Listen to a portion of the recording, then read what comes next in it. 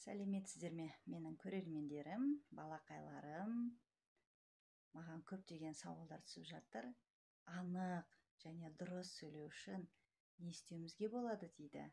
Анық және дұрыс сөйлеу үшін мен сіздерге үнемі әртүрлі артикуляциялық жаттығуларды ұсынып отырмын, иә? Сол артикуляциялық жаттығулармен қоса логопедиялық формулаларды айтып кеткім келіп отыр. Кәне, оларды бірге жасаймыз. Логопедиялық формула дегеніміз дауысты дыбыстарды анықтап дұрыс айту. А, О, У, А, И. Осы дауысты дыбыстарды жақсылап айтсаң, барлық дыбыстарың анық және таза шығады екен. Ал кеттік, дайынсыңдар ма? Логопедиялық формаларды, дауысты дыбыстарды айтқан кезде біздің мына бүкіл артикуляциялық аппаратымыз жақсы жұмыс жасайды екен. Мына жақтарымыз, ерніміз, тістеріміз, тіліміз барлығы іске қосылады екен. Кәне, бірге дауысты дыбыстарды айтайық. А, аузымызды кең ашып, а деген кезде мына екі жағымыз екі жаққа қарай ашылғанын байқадыңыздар. Осылай айтамыз. А. Келесі дауысты дыбыс о. Ерніміз жиналып барып, аузымыз кішкене ашылады екен. О. Жарайсыңдар. Келесі дауысты дыбыс у. Ерніміз піл жаттығуындағыдай аузымызды, ерніміздің бәрі шошайып, алдыға қарай созылады екен, иә? У. Жарайсыңдар. Келесі дауысты дыбысымыз қараңдаршы, әдемі тістерімізді көрсетіп, күлкі жасаймыз. Ернімізді қатты созады екенбіз артқа қарай, иә? Тістеріміз бір-біріне сәл жақындайды, арасы ашық. Жарайсыңдар. Келесі дауысты дыбысымыз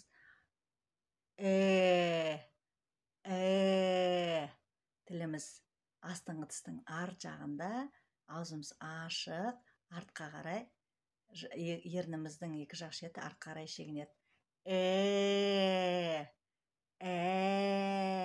Жарайсыздар. Келесі и. Байқағандай тістеріміз қабысады бір-біріне. Қабыстырамыз, кәне бірге. И. Осы и дыбысын біз жақсы анық айтқан кезде бізге з дыбыстарын айтуымызға көмектеседі екен. Байқадыңдар ма, балақайлар? Міне осылайша біз дауысты дыбыстарды айту арқылы бүкіл артикуляциялық аппаратымызды жақсы жұмыс жасатындар. Егер қазір менің артымнан жылдам қайталайтын болсаңдар, ауыздарыңның жақтарының кішкене ауырсынғандарын байқайсыңдар. Байқадыңдар ғой, иә, балақайлар? Дұрыс айтасыңдар. Енді осы дауысты дыбыстарға біз дауыссыз л дыбысын айту арқылы бұларды жақсы айтуымызға да болады екен. Кәне, менде л дыбысын дұрыс айта алмайтын оқушыларым бар, көрермендерім бар. Соларға көмегі тиіп кетсін. Кәне, бірге айтайық. Ал. Енді келесі ла. Қайталайық. Ал. Ла. Жарайсыздар. Келесі дыбыс о. Ол. Ло. Ол. Ло. Жарайсыздар.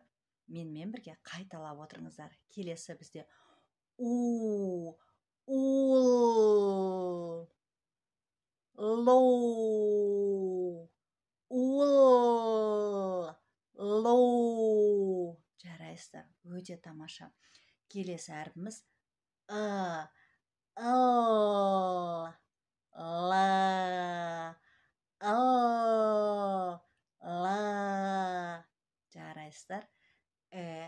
Л, лә, лә. Жақсы. Келесі соңғы. Ил, ли, ил, ли. Жарайсыңдар. Өте жақсы балақайлар. Міне, байқадыңыздар ма? Әр дыбысты айтқан кезде біздің тіліміз бірде жоғары көтеріледі, бірде төмен түседі екен.